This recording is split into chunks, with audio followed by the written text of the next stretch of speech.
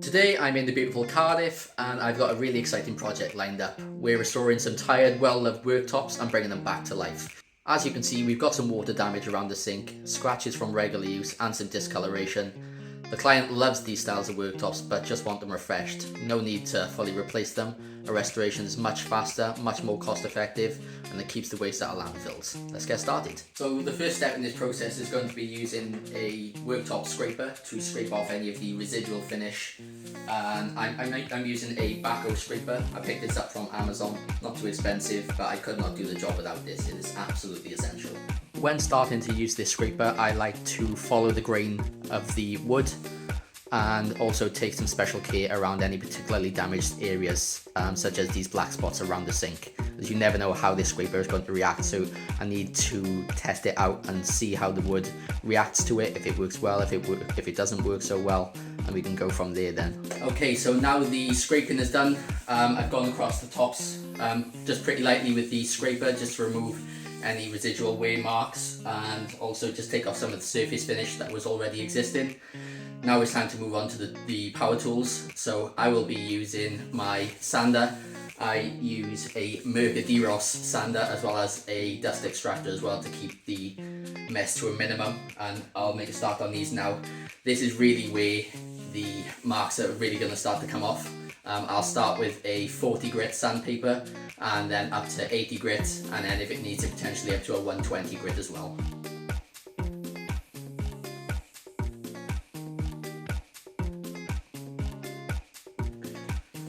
That's the tools all connected and ready to go. I'm just going to take off some of the residual dust from the worktops and make a start with sanding. Here's the sander. I'll start off with a 40 grit sandpaper. It's a very coarse sandpaper. I'll just be using this to take the bulk of the previous finish from this worktop. And then once I move up to the 80 grit and the 120 grit, that will start to kind of finish it and get it to a nice smooth finish. The last step then is going to be ear protection. This sander as well as the extractor is very loud, so it's always very important to have some ear protection on so you don't damage your ears.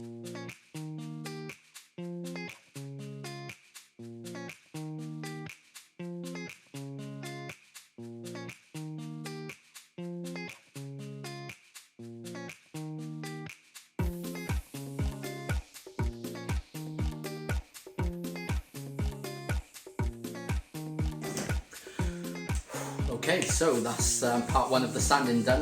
What I like to do is I like to get the scraper again after I've started sanding and just get into the corners, so those hard to reach areas where the sander is not able to get to, and just to get right in there to remove any of the residual stains or finish. It's really the attention to detail that matters here.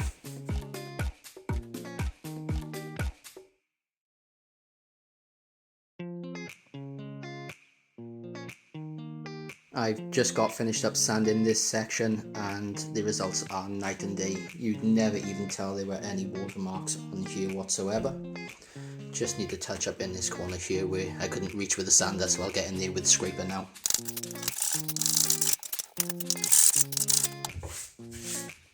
That will be all I need to give that little section there, just because where the sander can't reach, it kind of radius there, so I've gone in and touched it up with the backhoe scraper. It's a carbide scraper, it works phenomenally. I really could not work without that. What I'll do then, once the sanding is then finished, I'll go and I'll touch that up with the Osmo oil and it'll blend it in nicely. So if there were any kind of darker patches that were left, it'll blend in really nice. Moving on to the next section now, and as you can see there are quite a few ring marks. My guess is these would have been from coffee mugs or anything that had some liquid on the bottom of the mug or base, and has left these ring marks on here. These are very typical with these solid wood worktops, particularly from over periods of Christmas where there's a lot more footfall than usual in the kitchen, but just generally wear and tear over the years. So I will get this section sorted now.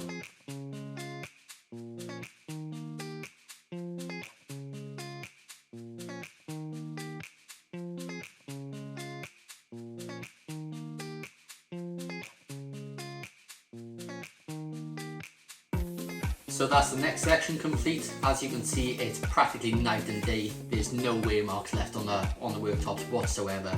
And as you can see, they were full of ring marks. They're completely gone now.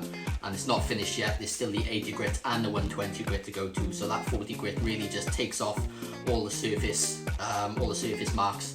40 grit is a pretty rough sandpaper. 80 grit then will be the next step, and like I said, then 120 to finish it off, and that will get it nice and smooth, ready for oil. The next step now is going to be this long run of worktops here.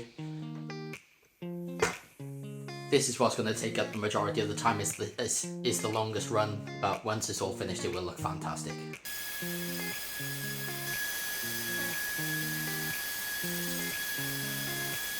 So I'm just coming up to a particularly bad spot where there's some ring marks here.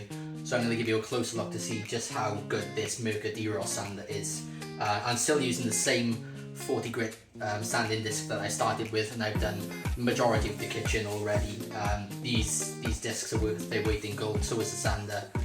They're really, really good. So I'll take you through this now. So as you can see, here is the wear mark, and I'm just going to lightly pass over this with the sander, and you'll see it practically just disappear.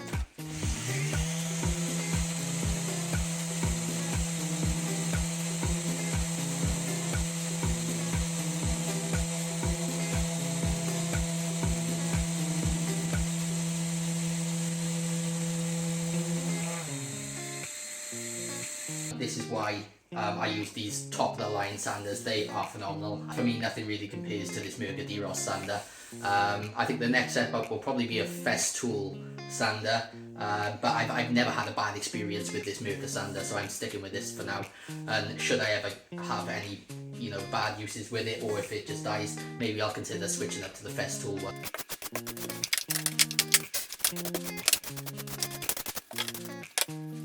Okay, so that is pretty much the bulk of the work completed now. I've finished the 40 grit on all of the worktops. I'm now just going to give it a brush down. I'll touch up any corners and any areas where the sander couldn't reach with the backhoe scraper. I'll then go all over again with the 80 grit sandpaper.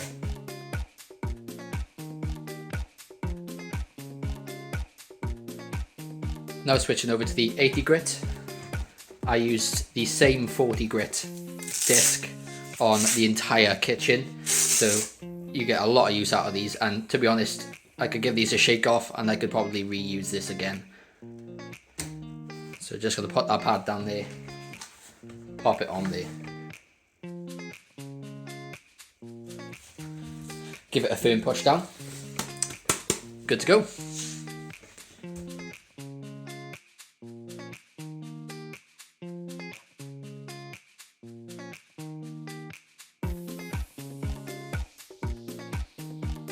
That's all of the 80 grit sanding done, and now we're going to switch up to 120. One thing I do like to do before doing the 120 sandpaper is I like to do what's called a water pop. What that will do is effectively raise the grain from the wood, and then let that dry off, and then hit it with the 120 to really bring that back down. So what I'll do is I'll use something like this, like a damp cloth, and I'll wipe over all the surfaces, and what that will do then is the water will raise the grain. It's already very smooth at the moment from the 80 grit, well the 40 grit and then the 80 grit. It's already very smooth, so what that water will do is it will raise the grain up. I can then sand it back over once it's dry with the 120, and that will just prevent it in the future from raising up if there are any water spillages on these worktops. It's not going to completely prevent it, but the chances of getting those rougher patches that are easier to miscolour will reduce massively. I'm just going to give these worktops a quick brush over to get any dust off that's sitting on the surface. I'll wet this rag and I'll give it just a light brush over. I'm not soaking it, I'm just getting it kind of just barely damp, just to raise that grain up all over the worktops. And then once I've given that 2 minutes to dry, I'll then hit it with the 120 grit. So I can already feel this grain starting to raise, which means that the process is working. It's really, really crucial not to skip this step. That's the water pop-in section all complete. I'm now just going to give this a quick 2 minutes to dry, and I'll hit it with the 120 sandpaper, as well as touching up just edges of the worktops as well. I've given these units just 2 minutes to dry. It's now time to switch over to the 120 sandpaper and give it the final pass.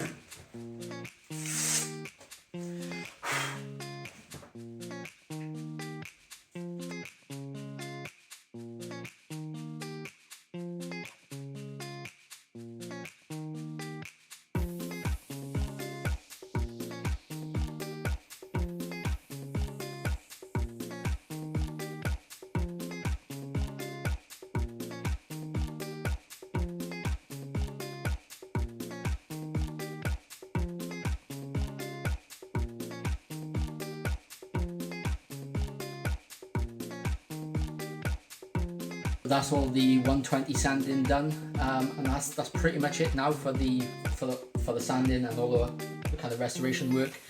The last thing now is just to give it a quick brush over and apply the oil.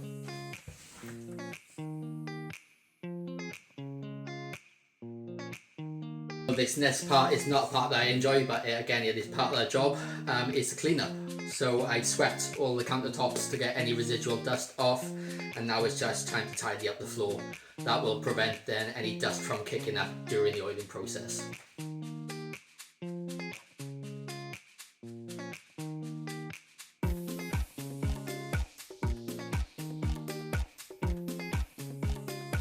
Now it's time for the best part. My personal favourite part is the oiling process. This is where now all the hard work that I put in pays off, and I get to see what the natural restored wood looks like. This is going to be night and day compared to what it was when it started. This is Osmo Poly X oil, high solid, 3032 clear satin. I've used this for the longest time and I really can't fault it. I've never really had any proper issues with it. It works so well, and I'm gonna go ahead and get this mixed up now and then go through applying this oil to the worktops. I always suggest giving the tin a shake first and also a mix up as well.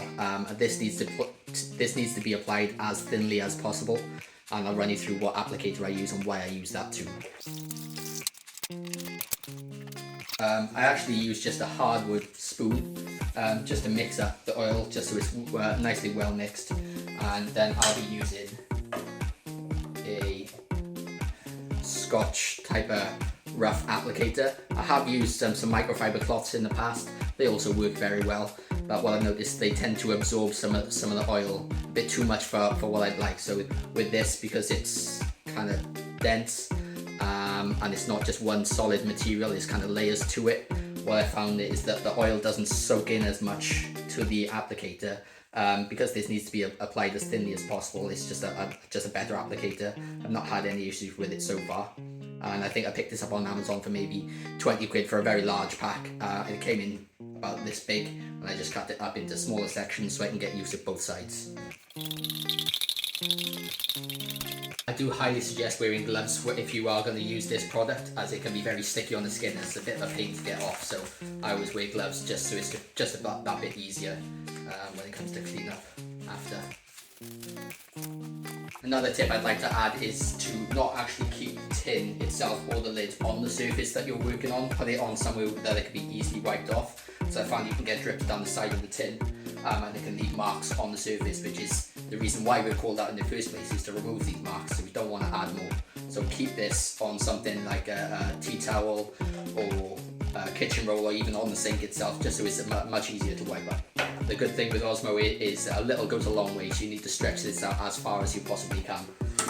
And it's only when you're kind of noticing that it's not kind of spreading around anymore is when you can kind of top up with some more oil. So what I like to do is I like to just get the wooden spoon and just kind of rub it on there. Again, just a very small amount.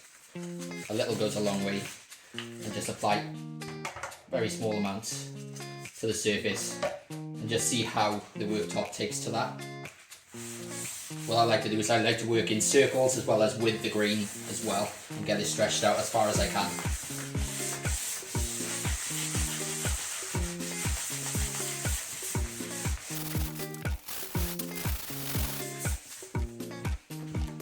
So just slowly starting to buff this in now, and it's already coming up really, really nicely.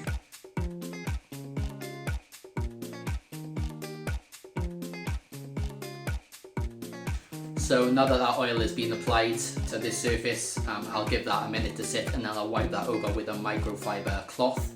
That will take off any residual oil that's sitting on the surface, and also remove any dust that may be stuck on there as well. I'll just continue on and do the rest of the worktops now.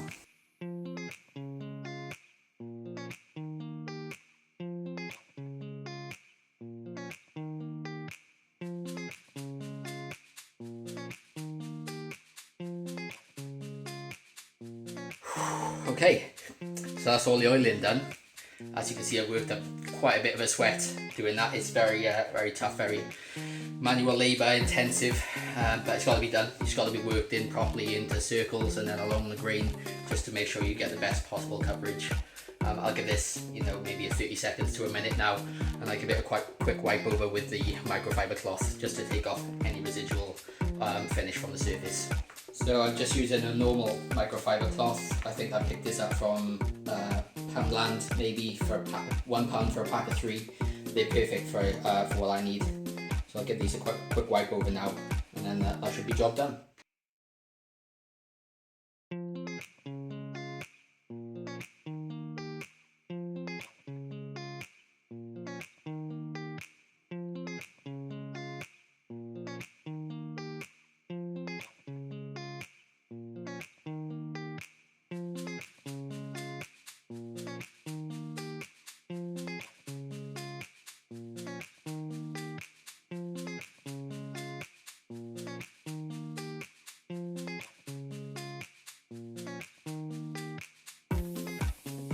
So guys, that's it. That's a full kitchen countertop restoration completed in Llandaff, Cardiff today. I really enjoyed this. It's come out better than I expected. So I'm just trying to pack everything up now and make a move.